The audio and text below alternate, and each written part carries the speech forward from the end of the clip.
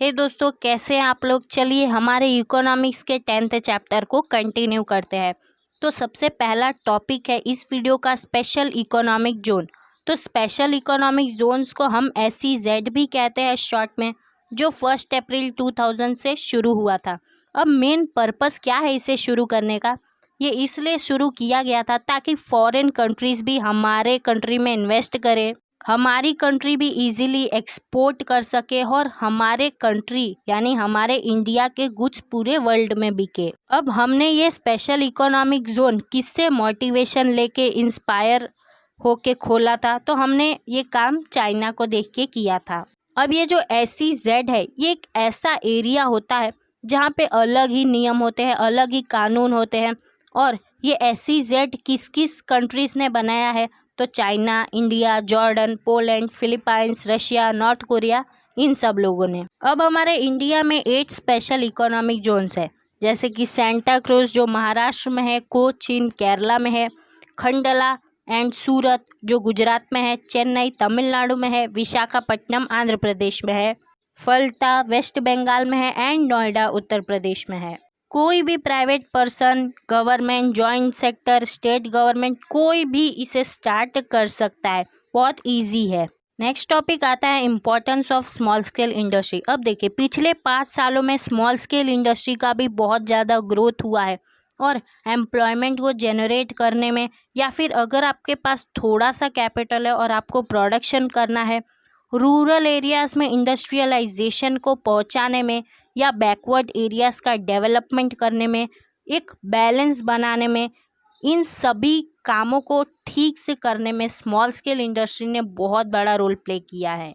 अब ये small scale industry कौन सी इंडस्ट्री होती है, तो वो इंडस्ट्री जिनका इन्वेस्टमेंट 25 लाख से ज़्यादा लेकिन 5 करोड़ से कम होता है। चलिए इसे और अच्छे से समझ लेते हैं स्मॉल स्केल इंडस्ट्री के इम्पोर्टेंस को। सबसे पहला पॉइंट है employment generation. Small scale industry के पास इतना अच्छा पोटेंशियल है एम्प्लॉयमेंट जनरेट करने का कि पूछो ही मत।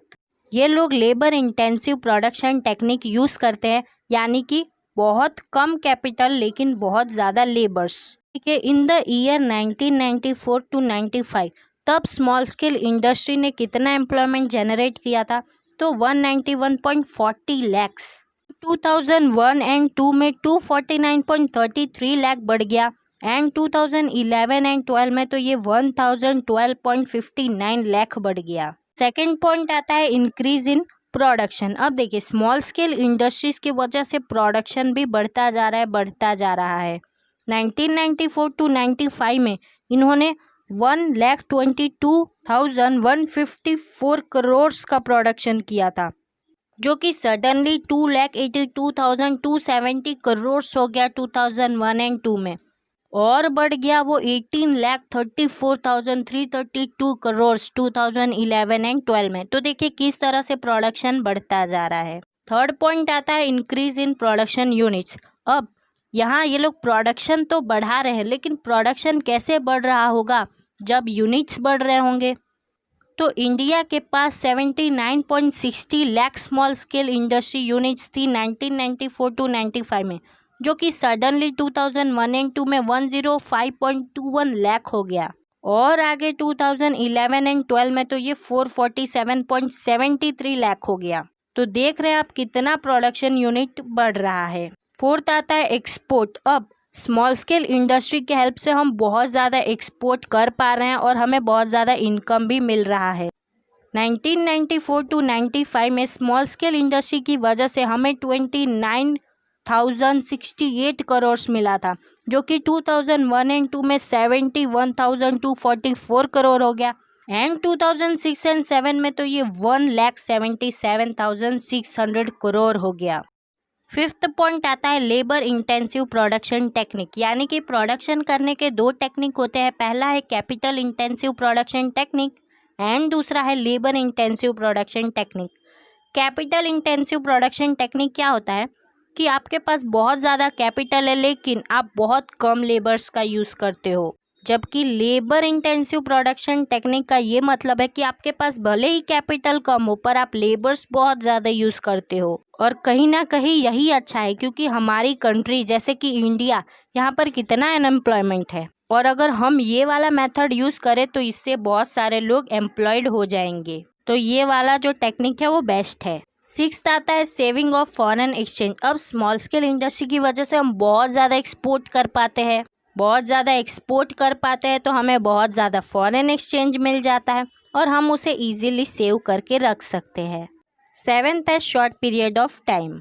अगर आपको स्मॉल स्केल इंडस्ट्री स्टार्ट करना है तो आप बहुत ही शॉर्ट पीरियड में इसे स्टार्ट कर सकते हो, क्योंकि यहाँ पर इन्वेस्टमेंट और प्रोडक्शन के बीच में ज़रा भी समय नहीं लगता है। आपने अभी 2 लाख का इन्वेस्टमेंट किया, आप तुरंत ही प्रोडक्शन कर लोगे, जबकि ऐसा लार्ज स्केल इंडस्ट्री में बिल्कुल पॉसिबल नहीं है। 8th आता है बैलेंस्ड रीजनल डेवलपमेंट। अब देखिए, लार्ज स्केल इंडस्ट्री वाले मोस्टली अपना इंडस्ट्री कहाँ लगाते हैं? जो ऑलरेडी डेवलप्ड एरिया हो वहाँ पर, बड़े बड़े जगहों पर। लेकिन स्मॉल स्केल इंडस्ट्री को हम इजीली बैकवर्ड एरियाज़ में भी शुरू कर सकते हैं, क्योंकि इसे शुरू करने के लिए हमें बहुत कम चीज़ों की ज़रूरत होती है। कम कैपिटल चाहिए, कम मटेरियल चाहिए, कम रिसोर्सेज चाहिए। तो स्मॉल स्केल इंडस्ट्री कहीं भी खुल सकती है, जिसके वजह से हमारा डेवलपमेंट बैलेंस रहता है। 9th है डिसेंट्रलाइजेशन। लार्ज स्केल इंडस्ट्री को शुरू करने में आपको बहुत ज़्यादा कैपिटल चाहिए, तो इसका सीधा सीधा मतलब तो यही है कि सिर्फ इसे रिच पीपल ही स्टार्ट कर सकते हैं। हाँ, बिल्कुल सही है। तो कहीं ना कहीं यहाँ पर डिसेंट्रलाइजेशन हो रहा है कैपिटल का और वेल्थ का, लेकिन स्मॉल स्केल इंडस्ट्री में डिसेंट्रलाइजेशन नहीं होता है। इसे तो कोई भी खोल सकता है, बस थोड़ा सा कैपिटल चाहिए, थोड़ा सा रिसोर्सेज चाहिए और कहीं भी खोल सकते हैं। 10th है हाई रेट ऑफ डेवलपमेंट। अब देखिए, लार्ज स्केल इंडस्ट्री को बहुत ज़्यादा प्रॉफिट चाहिए, क्योंकि उन लोगों ने कैपिटल भी तो बहुत ज़्यादा इन्वेस्ट किया है और तभी वो लोग इकोनॉमी को थोड़ा बहुत सपोर्ट कर पाएंगे। जब उन्हें बहुत ज़्यादा प्रॉफिट मिलता है तो वो हमारे इकोनॉमी को सपोर्ट करते हैं, यानी कुछ ना कुछ कंट्रीब्यूट करते हैं। जब नहीं मिलता है तो नहीं करते हैं, यानी कि वो लोग हमारे इकोनॉमी के डेवलपमेंट में इरेगुलरिटी दिखाते हैं। जबकि स्मॉल स्केल इंडस्ट्री के केस में ऐसा कुछ होता ही नहीं है, क्योंकि स्मॉल स्केल इंडस्ट्री कम कैपिटल के साथ प्रोडक्शन करना शुरू कर देती है। और स्मॉल स्केल इंडस्ट्री कितने सारे हैं तो कितना प्रोडक्शन हो पाता है, तो हमारे इकोनॉमी को एक बहुत अच्छा बूस्ट मिल जाता है, हमारे इकोनॉमी को एक बहुत बड़ा हेल्प मिल जाता है। तो स्मॉल स्केल इंडस्ट्री हमारे डेवलपमेंट में बहुत ज़्यादा कंट्रीब्यूट करती है। तो दैट्स इट, आज का वीडियो यहाँ पर ख़त्म करते हैं। आई होप कि आपको ये चैप्टर समझ में आया होगा। I wish you good luck for your exam. फिर मिलेंगे एक अगली वीडियो में, तब तक के लिए बाय बाय, टाटा एंड आवजो।